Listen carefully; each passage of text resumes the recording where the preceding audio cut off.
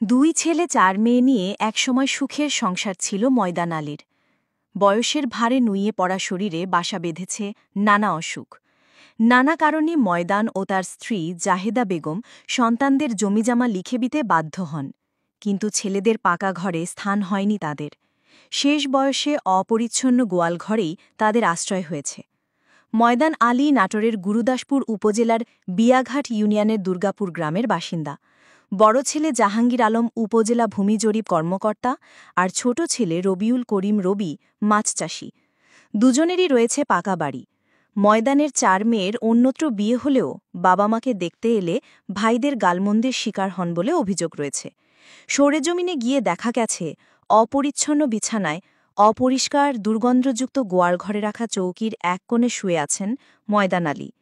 এক পাশে রয়েছে খাবারের থালা বাসন, অন্য পাশে রয়েছে রান্নার খড়ি ও গোখাদ্য। গোয়ালঘরে কেন এমন কথা শুনে চোখের জল ধরে রাখতে পারেননি তিনি। ময়দানের স্ত্রী জাহেদা ও তার ভাই মতিউর রহমান মতি সংবাদকর্মীদের সাথে কথা বলতে গেলে ছোট ছেলে রবিউল করিম রবি দা নিয়ে তেড়ে আসেন।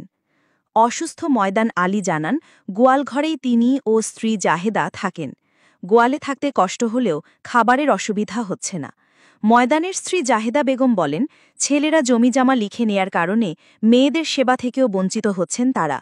ছোট ছেলে রবি জমি বেশি নিয়েছে, সেই জমি আমি ফেরত চাই। আমি ভাইপুদের বাদ দেখাইছি, আর এই ভাত ইয়া করে যে ওর বউ না থাকে সেখানে গেল দেয়, আর তাছাড়া দিতে পারি না।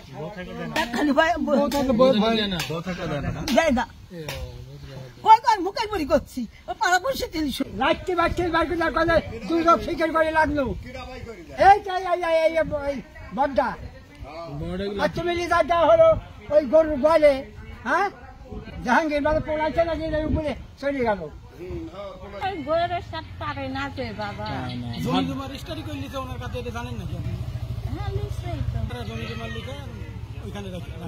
বেটারা ভালোই আছে, বইয়ের পাতে পারে না বাবা, বেটারা ভালোই। কোনোদিন মা কোনোদিন ছেড়ে না, বেটার বইয়ের সাথে পারতেছি না। হ্যাঁ হ্যাঁ।